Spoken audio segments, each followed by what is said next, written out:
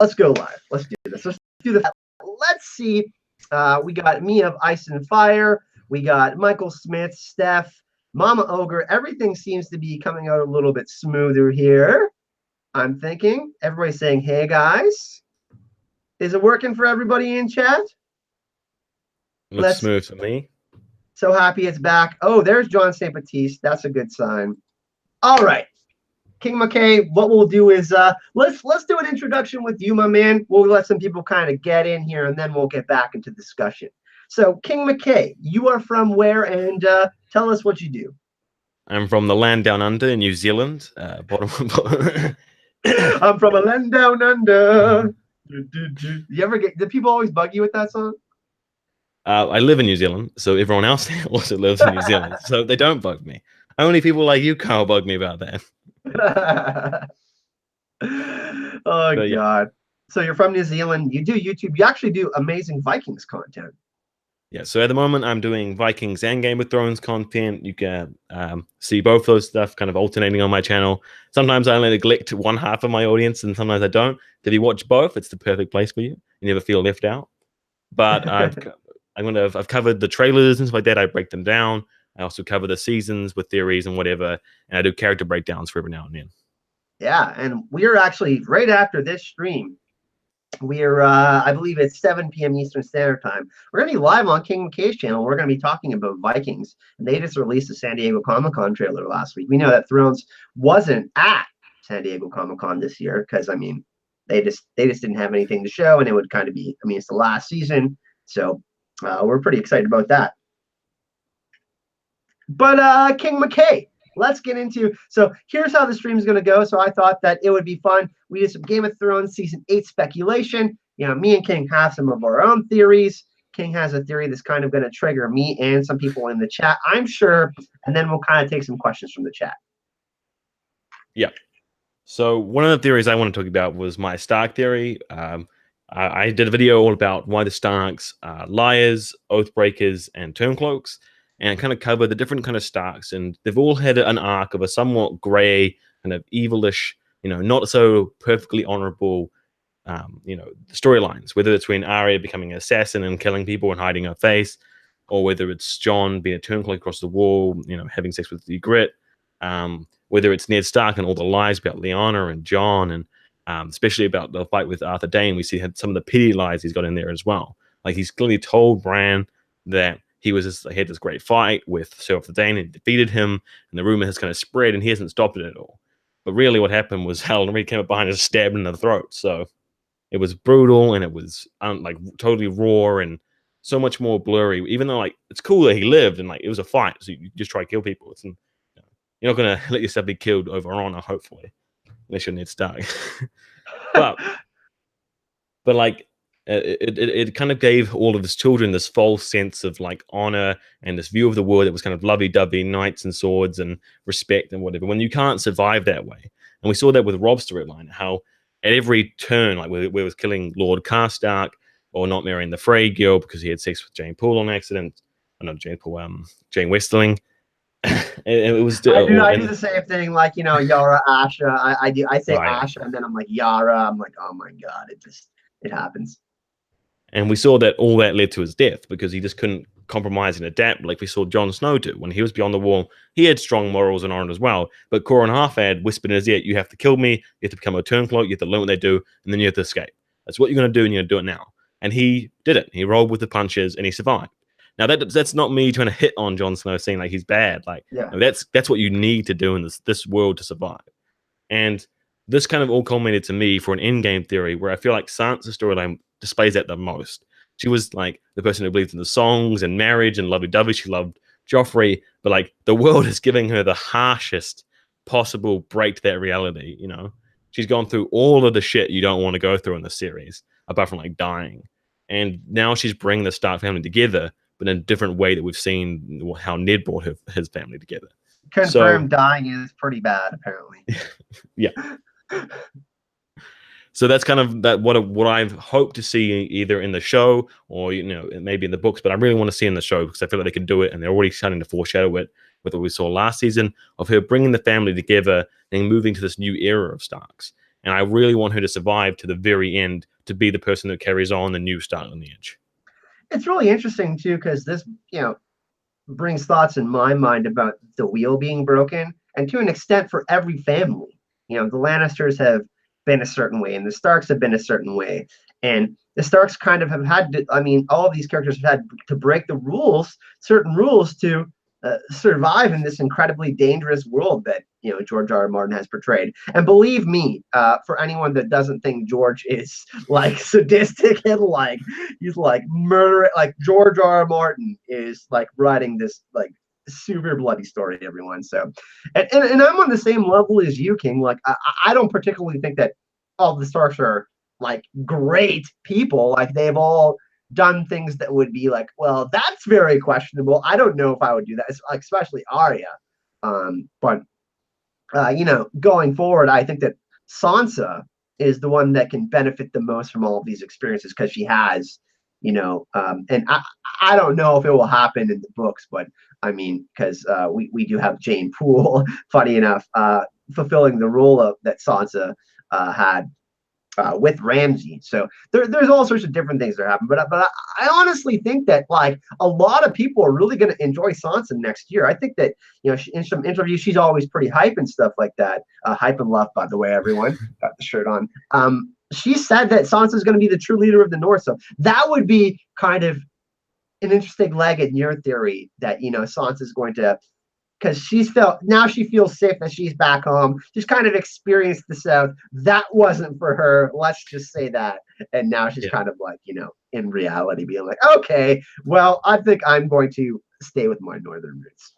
A shot I really want to see, like the very end, might be like Sansa having her own kids or whatever, like a flashback down the line, but all her kids behave and act like Arya, and she likes it. Like none of her kids are like sewing perfect like flowers or anything. She has like learned from what her childhood was, and has embraced that side of the Stark family a lot more. The tomboyish, the more reality. Them climbing dirty in the mud, hitting people with sticks. And that would be a really cool way to show that she's really learned throughout her life of what's right and what's wrong. Because she was very proper, and like she hated her sister for not conforming to what she was supposed to conform to. She was a lady, yeah. And like having those septons, she was always just like very prosh, and it'd be really cool to see that change. And I that's just a personal shot I want to see. But that's the kind of the conclusion of that storyline I was hoping to see in season 8. Also, one thing too is Jon said that every man, woman, and child should be trained for the War for Dawn, and I'm really interested to see, because we know that Brienne was there by her side, and Sandor is going to return, and Sandor kind of has an invested interest in both Stark girls. He's really went out of his way to give them some sort of wisdom, or in any situation, like give them good advice, or at least what he thought would serve them. Yeah. I mean, there's not a real scenario that is like great, but like not enough to say, hey, like this is what you got to do. I know it's not good right now, but if you listen to me, trust me, you can make it. But it's going to be really interesting. I would love to see Sansa get her hands dirty a little bit. And obviously Arya is a complete badass. That's another story. But I think that Sansa, politically, intellectually, she's very intelligent, and I think that she's a dark horse to become Queen of Westeros if they're gonna do War of the Roses type stuff. Like if they do start training all of the girls and stuff like that as well, and we've seen like the Northerners girls are strong. We've got the Mormonts, we've got Arya, we've got like Brienne up there can help train.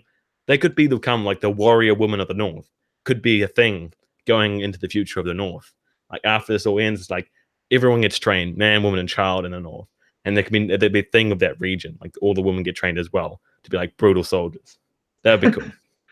That's going to be another interesting thing too. Like Lyanna Mormont is definitely a fan favorite in the show for sure. She's taken over some of the awesome speeches, obviously given by Wyman Manderly, who's a great character in the books. I think that it'll be really interesting to see some of her interactions, because she was the first one to stand up for Jon, and Jon kind of wiggled in his chair, and he was like, "Whoa!" Like, that was unexpected from her at her age. She's pretty wise, And I mean, they previously had an interaction with her. I mean, Davos was like, I like this chick, She's got she doesn't take shit from anyone. So those are going to be some interesting interactions. Obviously, there's been amazing strong female characters within the Song of Ice and Fire and Game of Thrones, and I don't think that's going to stop with Game of Thrones season 8.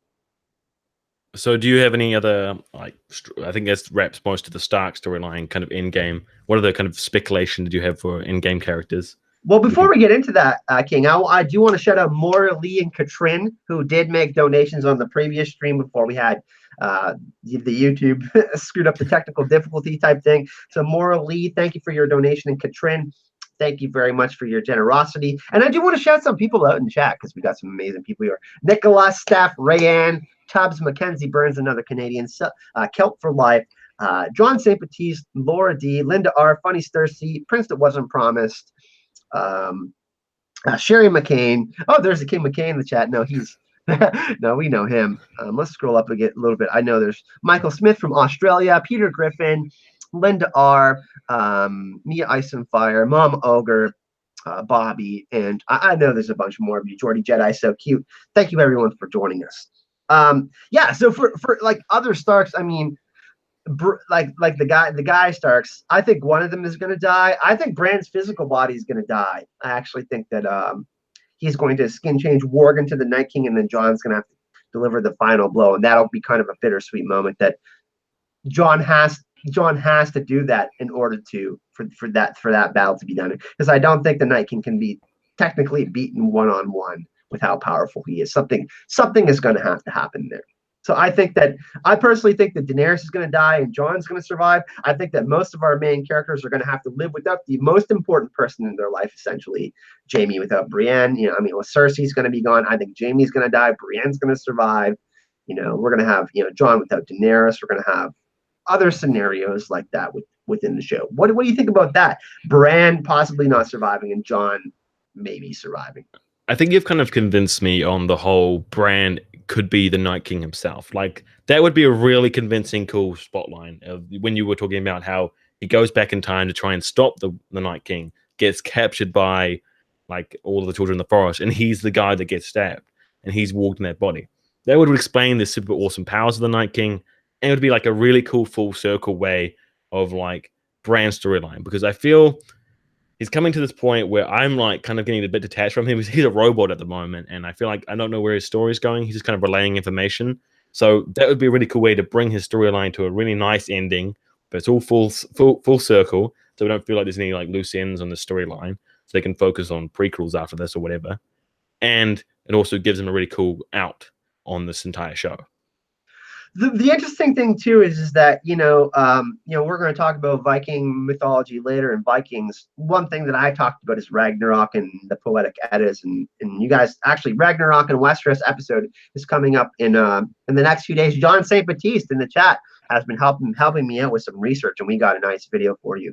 But it would be certainly interesting if Jaime and Bran kind of ended up on the opposite ends of the spectrum, because that first Jaime pushing Bran out the window is one of the major events in Game of Thrones, and I would say it's kind of the thing that really kicks off everything. I mean, you can argue that pushes off everything. Yeah. But it would be interesting to see Bran kind of enabling the White Walkers and Jaime on the opposite side, kind of like this is Azor Ahai-like figure. This complete transformation. We see a Breaking Bad kind of moment for Bran, and we kind of see this redemption moment for Jaime, because George, the way George has written them, I think that we're headed towards at least a situation where one of our main characters is not going to end up in the way we think. Like, a lot of people think Daenerys is going to go mad. I don't personally think that. I think Bran is the most likely candidate for that because of what kind of situation he is in. Connected to the Weir Net, and very, very dark things are happening, and he's connected in a way that is truly different than everyone else. Like, all of the symbolism and foreshadowing, all the words they use to describe magic and the weirwood net and everything like mythical and godlike is just covered in dark symbolism and evil. Like, it's not good to be involved in any kind of that magical religious stuff in the show. It always comes out to be really dark and evil and really murderous and whatever, like the Jojen paste theory, if you heard that at all. Like everything around blood magic, just it's not a good area for like the good guy classic to be in. So if Bran gets more deep into that part, he loses himself in this world, he can easily be the villain. Where Jaime, on the other hand, is a character I've really enjoyed, and I want him to be I want him to be the number one good guy. If you can say like there's a good guy in Game of Thrones, like he is the most clear and awesome redemption arc. Like one of my favorite characters to watch the entire show, and like he's been on a path from like the most disgraced knight you could get, on the worst family that everyone hates, and just throughout the show we've been like all these veils been lifted up, and it's actually Littlefinger doing those horrible things. He's been manipulated by Cersei, and he's just kind of come into the eye as this fantastic character. And we're like, oh, this guy's actually amazing. He's actually saved millions of lives. He's actually like really honorable. He's actually gone through some shit. He's actually surrounded by horrible people. But when he's not, he's a great guy. And that's what we saw with Brienne and him. It's really interesting, the magic part that you brought up, especially in the show, because foreshadowing and symbolism is different visually than when you're reading a book. And I think that most of us can agree that Sandor, Clegane, and Davos are two of the most honest characters that you're going to get in A Song of Ice and Fire. And they're two people who are like straight up against religion and magic pretty much. So I kind of like the sentiment that you're like, yeah, Bran is really, Melisandre, she's done a lot of questionable things. Jon has been like, I don't want to be brought back. If I get killed again, like, just don't bother. So heading in that way, I think you're right. And I think at the end of the story, we'll see most of the magic gone, maybe some ambiguity. I actually think that there's going to be like the last scene of the whole series. I've said this a couple times. I actually think it's going to be Jon cleaning his sword under the heart tree in Winterfell. And I think Bran's going to be in a raven. We'll think he's physically dead, but it'll be like ambiguous. And then there'll be like that three-eyed raven music that, and we'll be like, what? No, magic is still alive. And there'll be like some like, and like Jon will be wondering, and it'll be like, oh shit. And then he'll be like, Winterfell's being rebuilt, but we know that like there's like some sort of continuation that we'll never get. But yeah, I don't know. Chat, let's ask you, what do you think? Do you agree with King McKay? I'm on the same page. I'm like thinking that magic, isn't a good thing. It tends to lead to bad things happening. We get dragons. Obviously, direwolves are pretty cool. That's an exception. But dragons, White Walkers, all that. What do you think about what King McKay had to say? Let's see some hype in chat for that. Well, let's read out some comments. Otilla Angel says, Jaime's story has been so much fun to watch over the years. His redemption arc is so strong. I like that. Katrin says she agrees with Sandor and Davos. Steph says, you were talking about the Starks being the liars, murderers, etc., and the inverse, the Lannisters who were taught by Daddy Dearest to win at any cost, and yet Jaime and Tyrion fight against that. Yeah, there is that push and pull with them. Chris Weinberger says, I think magic will be leaving the world. Chili says, I would love to see Sansa. Let's see Sansa seeing children trained like Ned in episode 1 of season 8. That'd be interesting. And it would be kind of a callback. Because one interesting thing, King, is we have a lot of callbacks. Like we think about the circular nature of, think of the Targaryen sigil. There's 3 heads of the dragon competing with each other to eat its own tail. Daenerys Targaryen's had a very circular journey. The hero's journey in general is very circular. Time has this kind of like circular vibe to it. What do you think about that? Some of these moments that we've experienced in season 1 and season 2, do you think there's going to be some repetition in season 8 of some of these moments that we've experienced again through kind of the same characters all grown up? Like, not only is this like show where we see like Dany and a whole bunch of themes with like the first rebellion to the War of the Five Kings is a very circular time movement of people getting on top and then crushing the person behind it. But the entire like universe from like the Age of Heroes, which is like apparently 10,000 years ago, hasn't evolved technology wise, like politically wise, like morally wise. It's kind of stayed very stagnant and just turning around and crushing like the over and over again the people on the bottom. And it like in our culture, we see like a lot, like in our history, a lot of involvement, a lot of technology, a lot of enlightenment, right? Where this has been trapped in a medieval world for tens of thousands of years, if the history is right. And so this story could be us hopefully breaking the circle at the end and changing the world so it's finally going to leave like this very stagnant, not improving world that we've had for like 10,000 years. And this is a story where it starts heading in that modern age, the first enlightenment, the first kind of change in the morals of the people, where like The women dream start of spring, essentially, the yeah, lightbringer moment where people have this realization that they kind of have to band together. Because even the wheel that you talk about, like we have this giant greater 12,000-year wheel of White Walker magic shit yeah, that's been continuing that needs to break, which is even more important because, I mean, if you think about it, there's, I guess George is trying to say like, hey, there's this disconnect between man's values and what they used to be with nature, I yeah. guess. There was that panel, the cycle of nature and something on at Con of Thrones. I thought Yeah, that was pretty interesting. that was Um, with Crowfoot's daughter and LML. yeah, and that kind of covered a lot of things. Like the Long Night is one of the most clear examples of just nothing's really improved. Like they've built this wall after the first Long Night, but then they just didn't man it, and they left it to like 3 dudes or whatever on the in the tip of the world.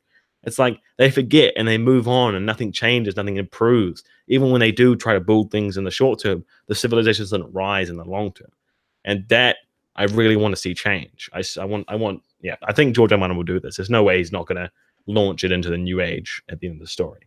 I And think so too. George is a traditional storyteller too, even though people say he's like, okay, well, it's going to be more like the scouring of the Shire as opposed to like what we see in like, the movie where, Aragorn is like saying, hobbits don't have to kneel, and they return to kind of their traditional type of lifestyle within the Shire. Obviously, there's going to be bittersweet moments, but the word bittersweet also ends with sweet. You got to remember that. So, and George yeah, is a romantic writer, even though he has all this Greek tragedy type of influence within the story. like Um, this is his baby, so I doubt he's gonna totally ruin the world on the way out. Like he wants to close not only this world's chapters, but that's like 40 years of his life or whatever in this story. yeah, I mean,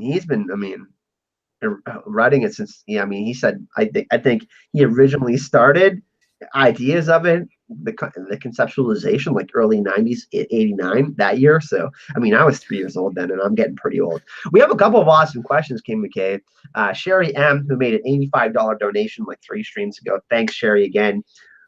Love your generosity. What is the real power of Kingsblood? We were just talking about this Lightbringer moment. Obviously, these different kings and queens, they're not really there for the small folk. John seems like, because he's essentially lived the life of a bastard, the life of a commoner, that he could possibly change things. And Tyrion said, hey, to Daenerys, you might not see the change that you want to see within your life cycle, your lifetime.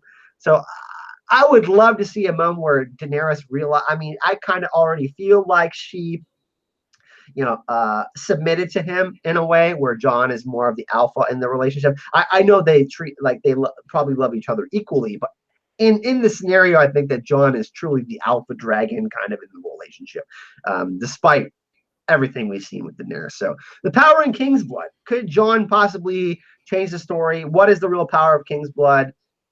What is it, King McKay? So like King's Blood, like I feel like that comes from that quote, when it was like when the riddle from Varys, where he was like, "There's a bishop, a king, and a rich man in a room. They all beg that the sellsword in the middle of the room kill the other two. Who lives, who dies." This is the kind of power I think King's Blood has. Magic is more a manifestation of what people give magic power to be. So if a lot of people think that the R'hllor is right and that he can do these things, he'll have that power because he has the influence of all the people and what they can manifest. And I feel like that's just a kind of reflection we've seen over and over again. So because people think that there's kings, like King's Blood gives power, because people believe in kings, it has power. Where people are like, nah, that's person not a king. I don't care about him. Doesn't have King's Blood, doesn't work. And I feel like that's a good way they have magic in the show, but it's really people's will and manifestation that leads to anything that actually happens in the show. There's no real like magical being that needs like some random blood from a person, So do you think this connects to the Iron Throne then, kind of like the One True Ring in Lord of the Rings, like power corrupts, and that iron chair that we have is, I could see John melting that down, right? If Daenerys dies, like he might do that. Because Daenerys not touching the throne, her going north beyond the wall, that has the Undying Vision part of the show, signifies to me that her destiny is not sitting on the throne. So I'd be disappointed if anyone's sitting on that throne at the end.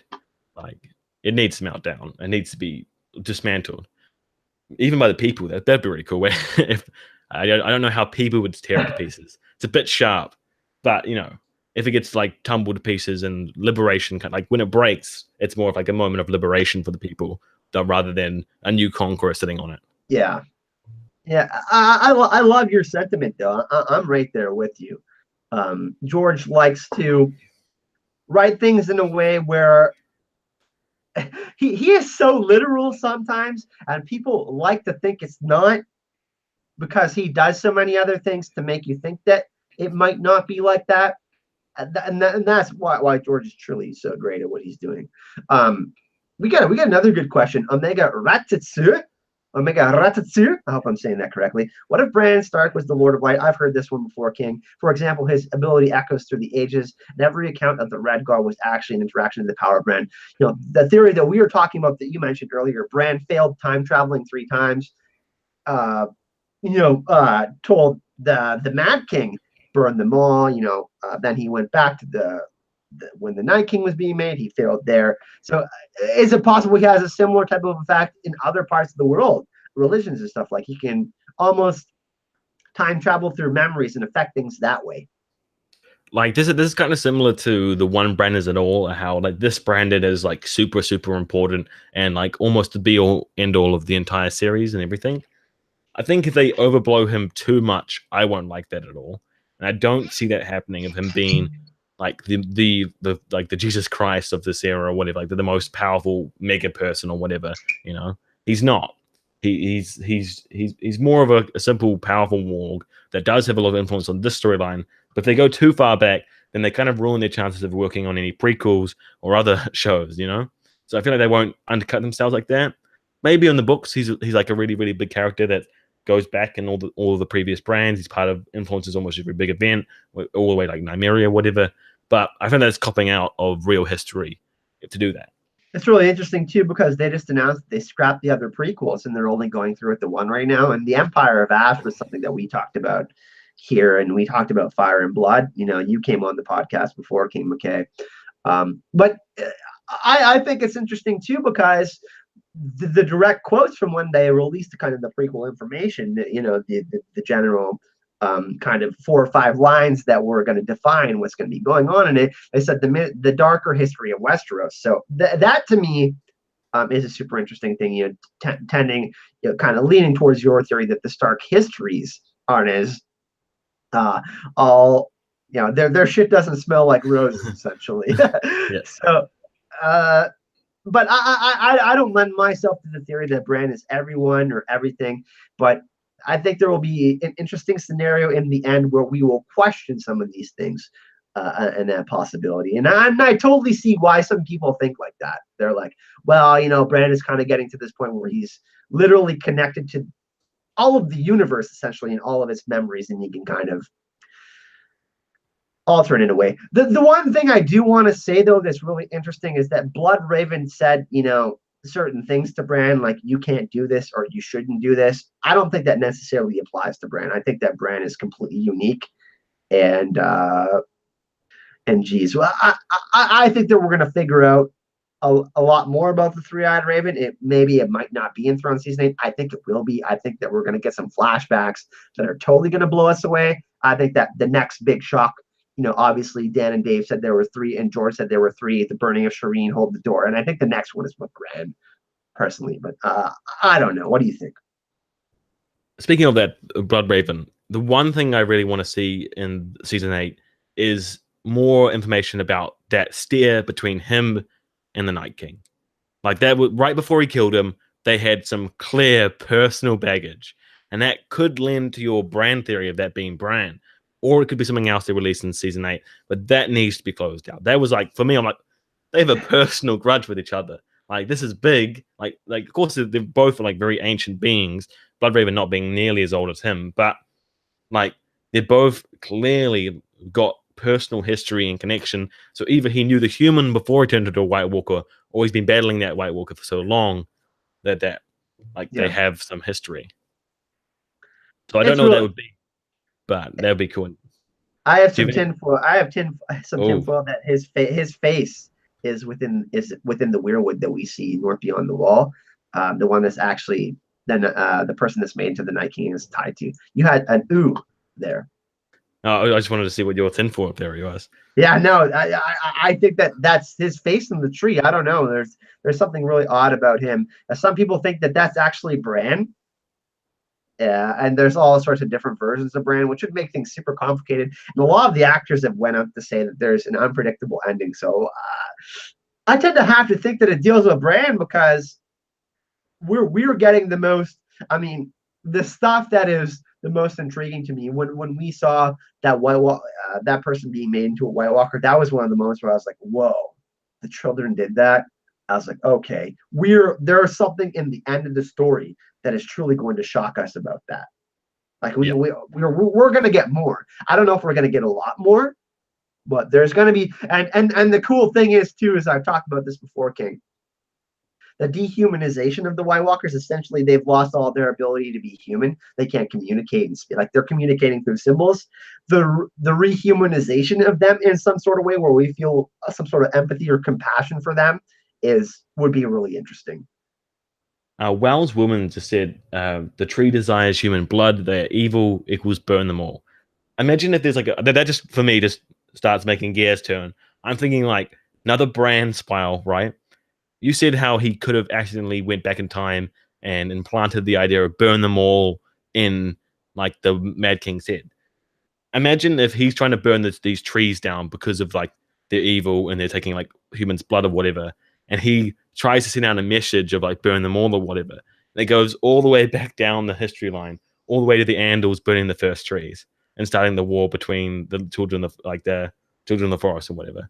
I'm just spitballing here, but no, that's insane. Like that would be, and wouldn't that be something that is like makes us feel true sadness? It's like, wow, that's because insane. like the Mad King wasn't mad for most of his life. Everyone was so surprised when he became mad because normally they're mad at birth. Like it was a genetic thing. But he was like 40 odd years best friends with Tywin, and then things start hitting him, which we've seen with like little John Aaron, the little boy and whatever, where people have voices and stuff, and it's very much linked to like people who are warging and Bloodraven, whatever, getting in people's heads. You know, Aaron Greyjoy or whatever, you're on him like messing with people and getting in their heads and stuff.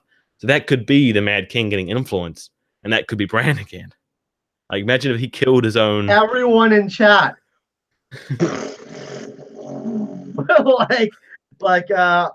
Yeah, that would be super nuts, King. I mean, and to think that it's all connected, and like the way we think of time is like, oh my, like how do you wrap your mind around, like how does that truly work, man? Like frig, I've had to stop myself from thinking about time in the universe sometimes because I went down the rabbit hole. And when I'm talking about the rabbit hole, I'm talking about the rabbit hole. Okay, I went pretty freaking deep in my my experimentation and thought process of what life is all about. I don't want to give my personal theory out about what life actually is, but anyways, before we get into our own tinfoil about real life, yeah, man. And people in the chat are just like, what? Yeah, I agree. King. Benjen said Bran would be ready for the Night King when they met. How will he be ready as Azor Ahai? What do you think? I don't even know. I mean, one of the things is he's obviously going to be linking up with some very intelligent people. I mean, Gendry has a specific skill. Tyrion Lannister, Samwell, and Bran all in the same room. That's something I want to see. But prepared to sacrifice? Would he be prepared to sacrifice himself if this theory is true that he is the Night King or connected in some sort of way? You watch Harry Potter, King K? Yeah. Voldemort is. So Harry Potter is essentially a Horcrux, yeah. right? So that type of, the Night King touches him. They're connected spiritually, psychically, in some sort of way. Bran, it's a little bit more darker than Harry Potter. He has to die in order. I mean, he's been prepared this whole time to die for this, essentially, for the Wheel of Evil. Like that kind of thing happening. That's that. I mean, I don't know. What do you think about that?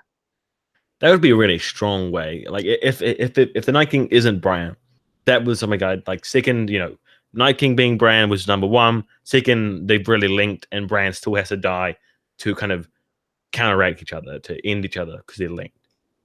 Because I don't know, I don't really see a future for Bran, like as a computer as he is right now. It feels like his story doesn't have like he gets kids and then marries or whatever, happy ever after. That doesn't feel like where his story is going. So something big like that probably would be the way to close out his storyline. And yeah, it'd probably be Jon having to like find this out and confront him and organize it, and it'd be hard for him. Or Samuel telling Jon that he has to kill Daenerys, then he has to kill his brother in order to stop it all. Imagine that. That would be like truly heartbreaking for Jon, because Jon, and it goes back to like duty is the death of love, love is the death of duty thing, and even to like way back to what Benjamin said in the first episode, you don't know what you would be missing, and him experiencing that, but then having to experience this is like fuck, like that's so terrible. Kill the boy, Jon Snow. Kill the boy, Bran. Yeah, I don't know, like weird Bran Hawking, John St. Baptiste. By the way, for everyone that doesn't know, I have the links to all of King McKay's social media, Patreon, YouTube, all in the description of this video. If you haven't checked out his channel, if you do like his buttery smooth voice, I was gonna say it's more like the condiment Vegemite, but it's not my favorite. So we'll say buttery smooth, so it's a little bit more applicable to everyone.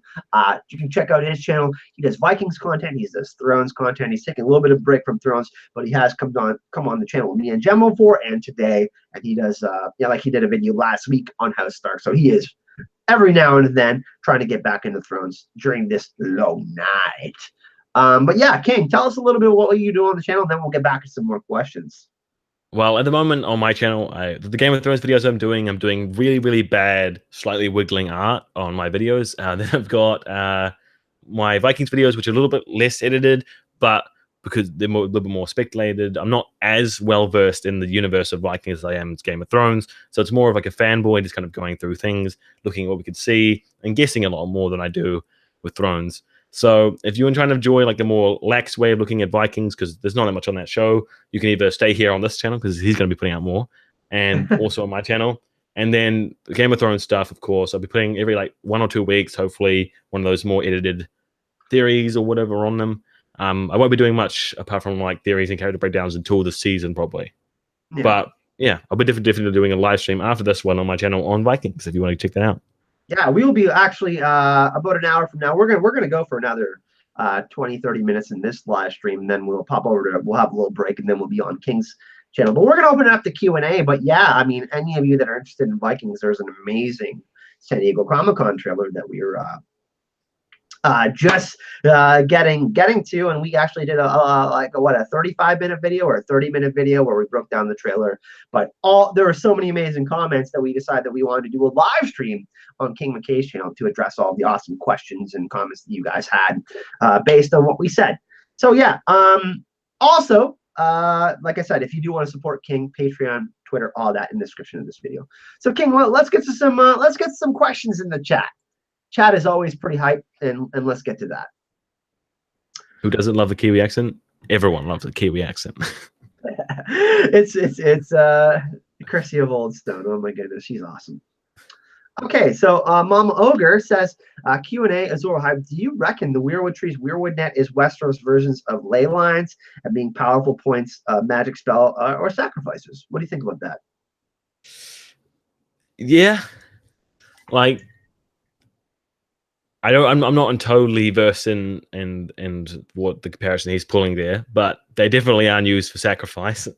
Ley lines are points in the world where electromagnetic energy might be more amplified, where people are more enlightened or more open-minded about certain things. So some people think that obviously in Tibet, where there's Tibetan monks, there's some sort of energy slash electrical energy slash part of the planet that makes it like that. And I think that's interesting. But do you think that weirwoods are kind of magic enablers? It certainly seems that way. They're more like shrooms, you know.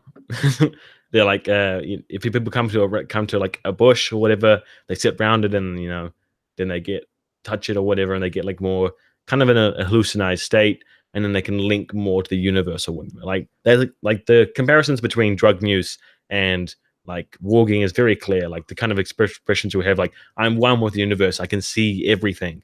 That's very similar to someone who's in like a hallucinatory state would feel. So there's always been that connect with like spiritual, religious, and drug use. That's been like in our history and clearly in Game of Thrones as well. We talk about like science and magic maybe being the same thing. Just our understanding and comprehension of it is not known. The way that things play out in this universe is a lot more literal. Like when someone can convince a whole crowd of people to believe in something, they can go build a church in this world. They can do whatever. Like the power of a community is quite big. But in this universe, a bunch of people believing and following someone, they can just directly manifest that into a shadow baby or whatever. It's a more direct version of what we have in our world, where it's like if you have a group of people who are all willing to back an idea, that's a powerful thing, because a group of people can do a lot because they have their own agency or whatever. So yeah. I don't think the show actually has magic as like people think. Like prophecy, I think, is also very tricky.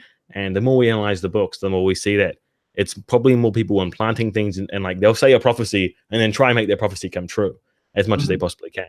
It seems more that way around than someone makes a prophecy because they see what's going to happen in the future.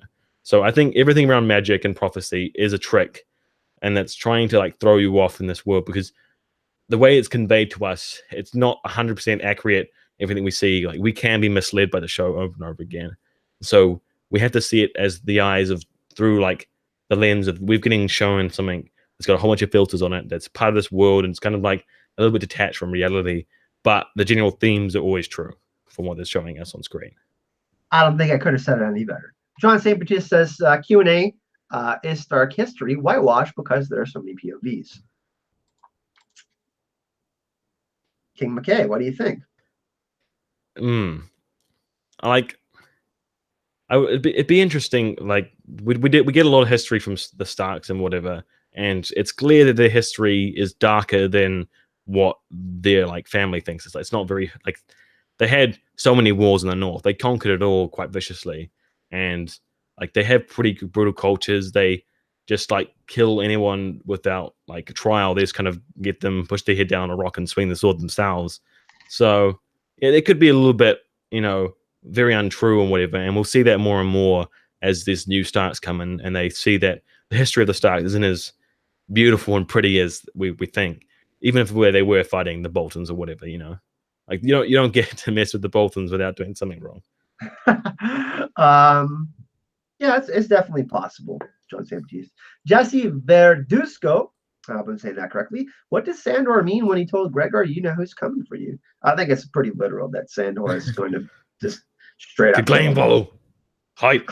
Clegane. Okay, everyone. I think we haven't got hype in chat yet, and we haven't put anybody on the wall of hype yet. But Jesse is going on the wall of hype. King McKay, I put another question. I'm going to get you to answer and talk about it while I put Jesse on the wall of hype.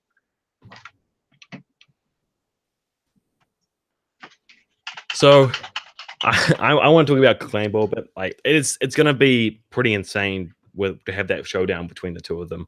I've always enjoyed Sandor, and I think he's got a giant connection with the Stark family.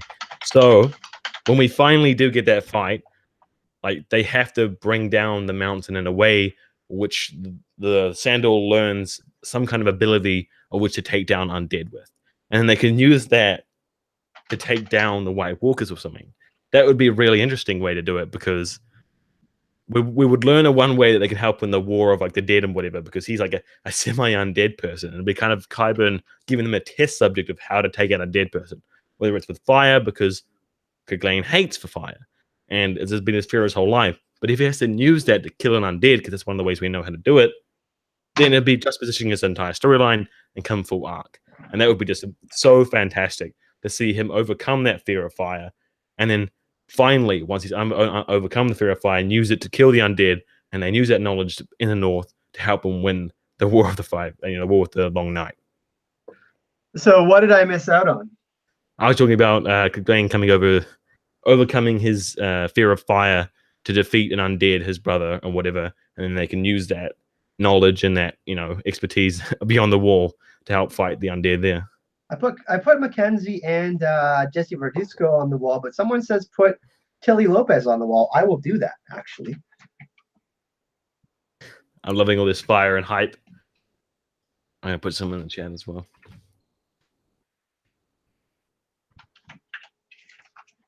All right, but Clegane Bull, yeah, I mean, could he burn his brother's face off basically, and that's how he ends him? That would be pretty interesting, coming full circle, right? Yeah, that'd be the best way for him to go out, because it would be a mercy killing as well, which is something we've seen Clegane talk about a lot as well. Yeah, I think so too. I mean, I think that one's pretty straight up. I mean, that one was like a fan service line. I mean, if I don't know that we need to read much more into it other than saying Clegane Bull, get hype. Like everyone wants it, right? And I think that, I mean, that's going to be one of the fight scenes in season 8. Oh my God, seeing that go down. I think multiple people will be involved in this. Jaime, Arya, Brienne, might be others. I think it's going to be huge and it's going to be awesome, because the mountain, to get to Cersei, they have to go through the mountain. So thank you for that question. We have another one. The prince that wasn't promised. What do you think the chances are that Euron's plan has a Kraken requires a queen sacrifice? I don't know that we're going to see a Kraken. He has impregnated with a Kraken baby which strangles herself. Yeah, that's pretty tinfoil prince that wasn't promised. I'm not going to bite on that one, but that's creative. 2 points to Gryffindor. Mama Ogre, she's gonna get another question here. What do you think on the way magic is shown in fiction in general? Jeez, that's a pretty broad question. I mean, I like the way that Game of Thrones uses soft magic. We're like there's hard magic and soft magic. Hard magic where it's like there's clear rules and there's clear outcomes, and like you have to do like a ritual and then becomes like a fireball or whatever. And in this show, everything's very ambiguous. We don't actually know what's real, what's not, who has power, who doesn't, who's making this power, who isn't. Like, is it Melisandre, or is it the Red God, or how much power do they have? Does a Red God, is it like a real god, or is it like some being far away in a shy that Bran looked at or whatever?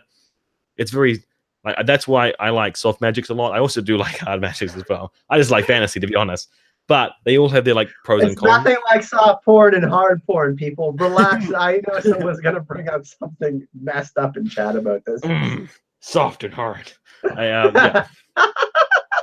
So George R. R. Martin's soft and Tolkien's hard. No, I think Tolkien's also soft. Yeah. Yeah, we're gonna end the stream right there. I think that was enough. No, I'm kidding. We're going to continue with some questions. But one thing I did want to do is I do want to say it is 14 days until I get to go see George R. R. Martin in person. Going to California to go see George Sartian, who I'll be staying with. History of Westeros, Ashea and Aziz are coming to stay with us. Axe Shucker from Watchers on the Walls coming to hang out. And I gotta say, we're going to do some extra content for you. We're going to get some podcast stuff going. We're going to do some collaborations. We're going to be reporting on Worldcon and all that. And I got some extra stuff for patrons planned for all of you guys. So anybody that supports the channel on Patreon, get excited. I got some really amazing stuff planned for you and for everyone that's been supporting the channel. So thank you so much. I just want to say a thank you to all the patrons and everyone that supports the channel through super chats and all that. I got something special planned for all of you. Do we got any more questions in the chat, King? We had a question. Do you think the Three-Eyed Raven is title passed between several people over time? That'd be interesting. The people did come like to a theories that he's a lot older than Brennan Rivers, that we know, and that he's only like 300 years old. So if there's like a Blood Raven title and it's like a position, that would be really interesting. If that's like part of the treaty with the Children of the Forest, they have like one dude that they connects with them. I don't know. We would have to see more from the show, probably. I mean, To he know. certainly. I mean, he certainly seemed connected to them. I mean, Leaf seemed to trust him. So Yeah. that's Um. saying a lot, considering what humans did to their culture. Yeah. Like they were at war for how many years? They burned down half the religious icons, pushed them out of most of the realm. 2,000-3,000 years they were at war. I mean, Children of the Forest had been. There's so many. I mean, Brandon of the Bloody Blade, by the way, a Stark, had killed so many Children of the Forest at the Blue Lake that it become known as the Red Lake. That's the person I think is the Night King. Personally, it said he killed. It's speculated that he killed 1,000 Children of the Forest or something like that. Like yeah, he was insane. Like a Vlad type of character that he's like just like some sort of conqueror. And that's kind of the interesting thing that we might see about the Starks in the prequels. That we, like the darker history of the Starks. I'm just imagining like Anakin episode 3 Star Wars goes into the fucking all these little children running around and just cutting them down because they're like tiny children in the forest, He just got. It's like, help us. Strong you are with the Star Wars knowledge, King McKay. Sorry, yeah, just the comparison there. Just I had to take a moment. I was like, the prequels are my favorite, but whatever. Speaking of, Carrie Fisher and Mark Hamill are both returning to episode 9 of Star Wars. Really excited about that. King McKay has Samurai. Carrie Fisher's returning to episode 9 of Star Wars. Well, okay, they have relax. They have footage of her. I'm not saying she's coming back from the dead. By the way, Carrie Fisher, we love you. Thank you for all that you've done, especially in movie culture and for women and just movies in general. She was one of a kind. Yeah, okay, so we got some more. So original David Adams says King McKay has the samurai swords on the deck. I dare you all to thumbs down him. We had 9 thumbs down before the video even started. So to all the haters out there, I'm drinking I'm like literally eating for breakfast. It inspires me. You're not stopping me from anything. I'm literally going to have to be dead in the ground to not achieve my goals. So smile. But yeah, to say to King McKay, yeah, don't piss him off. He's got samurai swords. King, can you elaborate on that or? Well, I normally get at least 1 sword per con. I didn't get one at Con of Thrones because I didn't think having a sword in my luggage would get through TSA. But yeah. Shit. What are you doing with the samurai sword? What do you plan to do with this, King? Most of those are actually Peter's, my brother's. So most of my swords are inside, and they're all Game of Thrones swords. But David Adams has a point. John Baptiste is more like Genghis Khan. Vlad just killed people who came to his digs. Yeah, Genghis Khan did conquer quite a bit. Tilly M. Lopez, is Daenerys going to kill Tyrion? No, I don't think so personally. King? Yeah, no, I think he's killed enough of like his, friends and colleagues and fathers and ex-lovers and whatever. But I do see him still going with that whole like resistance to this thing, this whole Jon Snow connection.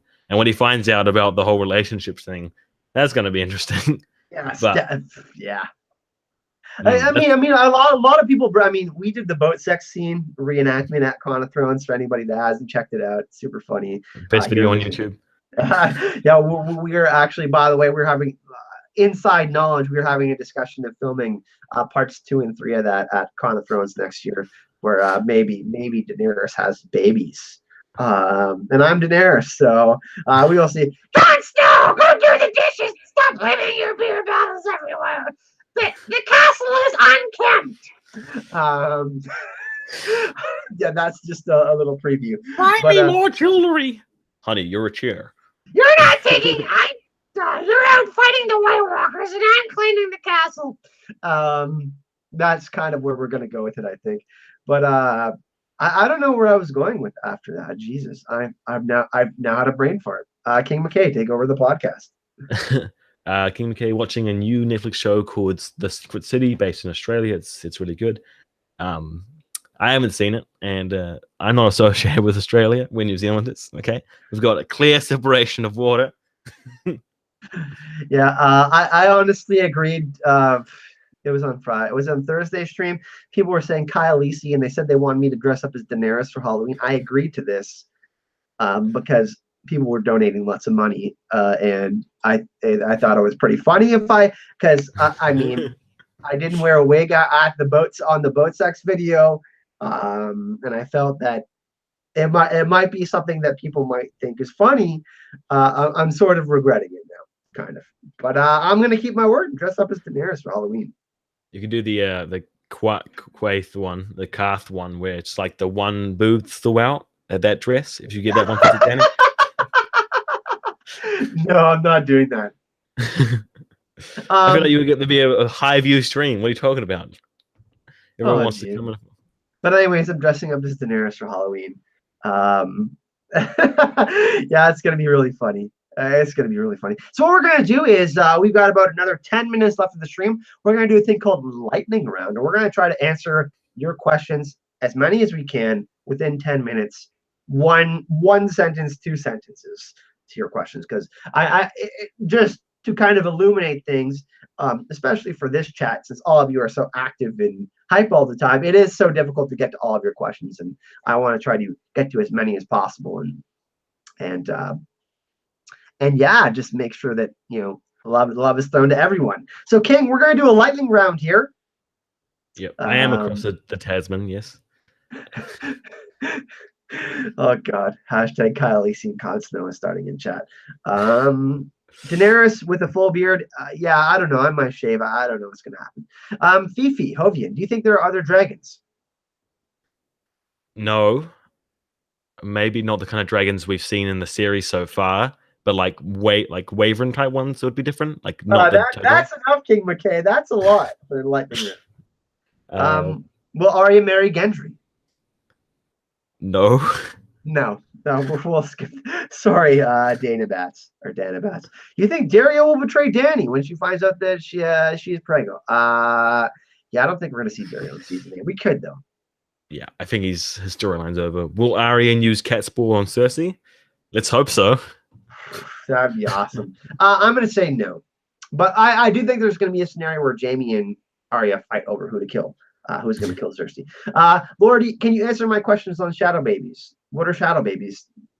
This dark magic, blood magic. I don't know. Yep. My nightmares. Yeah, they're. I hate shadow babies. Who would win, Sandor or Clegane? Jesse, Sandor, or Clegane would win. Sandor. Put on my floppy ears. I will not. Don't tell me what to do, Travis. Chris Weinberger, one pick. What will be the final big twist? Bran is. There's a talking dragon. No kidding. I don't know. King K. In the end, it turns out the White Walkers are actually just trying to peacefully say hi. 100%. They just want a hug. Will Sansa betray Jon? No, I'm tired of this question. Watch my video on it. Will Craith reappear? I don't think so, no. Yeah, maybe in the books. In the books, yes. Direwolves, yay or nay? Yay. Yes. Get that budget up. Give me more direwolves. Is Con Snow going to make an honest woman out of you? Yes. Is Varys a merman? No. Yes. Oh. What? Littlefinger's the Merman King. Brienne kills a White Walker. Yes, definitely. Yeah, that'd be cool. Q&A. Will we see results, pictures of you being Daenerys? I'm going to be live on stream. We're doing a Halloween stream. It's going to be so memey, like a big meme. Brienne and Tormund. Oh, no. Too much fan service there. No, by the way, I'm trying to cosplay as Tormund to remember the Night's Watcher, a wildling at DragonCon. Who will have the final POV in A Song of Ice and Fire? Samuel Tarly. Yeah, Sam. That would be cool. Yeah. Will they end up with 3 rulers like the beginning of a democracy? There might be a round table. I think there. The beginnings of it.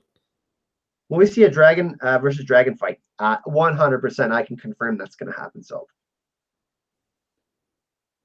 Paul Fairfield, the sound designer. And by the way, Sherry has a point. 74 people watching, 45 likes. What are you doing? Are you enjoying yourselves? If yes, like this video. Do you have a thumb? Then yes, like this video. Do you have a thumb? If yes, like the video. What King McKay said. How is Varys going to die? He's going to be burnt by Viserion. Yeah. Is Big Bird yellow? Yes. Do you think Jon caught something off you? Great. She was one dirty wildling. No, I do not. No. Will Jon Snow have a black or gray beard when he is sharpening his sword under the weird tree? Peter Griffin. I don't know what that means, but gray. The final scene of the series, like, is there going to be a flash forward, or is Jon still going to have, like, is it still going to be like 6 months later after the series, or 6 years later? I hope it's a flash forward. So yeah, kids running around, a new person in Winterfell. Q&A. Will we see a Kraken in the books? I'm going to say no. Yeah, probably not.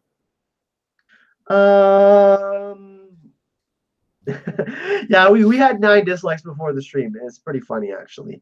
Will we have a magical baby, says Mackenzie Burns. We already do, don't we? Jon Snow? Jon Snow is a magical baby. Omega I always want to say Ratisu. I'm screwing up your name. Will Jon kill Daenerys for Lightburger? Yes. No.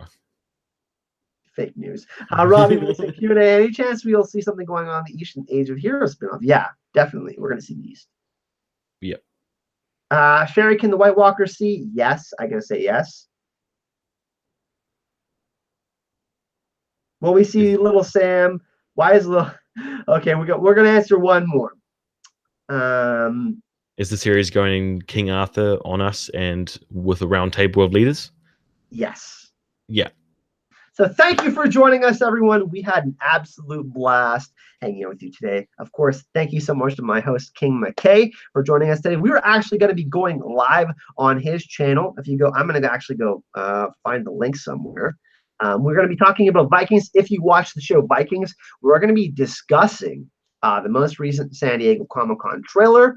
And if you do want to subscribe to the channel, support King McKay, where can they find you, King? If you go over to my YouTube channel, then you can see all my brilliant videos there. And yes, as he said, we'll be going live on my channel in approximately like 40 minutes or something like that. So we'll be covering Vikings, but I do Game of Thrones content on my channel as well. So if you're not a Vikings fan, then just subscribe to the channel and you'll see my next Game of Thrones video, hopefully by Friday or something like that. And by the way, everyone, this will be King's second ever podcast on his or live stream on his channel. So let's go show him some love. Go subscribe to his channel. Obviously, he does really. I mean, he has tons of theories on Thrones and Vikings, tons of content you can go and check out. And yeah, go subscribe to his channel. You can find the link to his Twitter and all of that, Patreon in the description of this video if you want to become a patron of his channel and support his channel. And if you want to do the same for me or help me get to DragonCon or WorldCon, I'm going to see George R. R. Martin in 2 weeks. You guys I know you guys have been incredibly generous and supportive so far, but if you do want to help out, the link to GoFundMe and Patreon is in the description of this video. And yeah, I guess we should finally do one final sign off here, King McKay. 1, 2, 3. Hype and love. Hype and love. And he's doing the finger guns.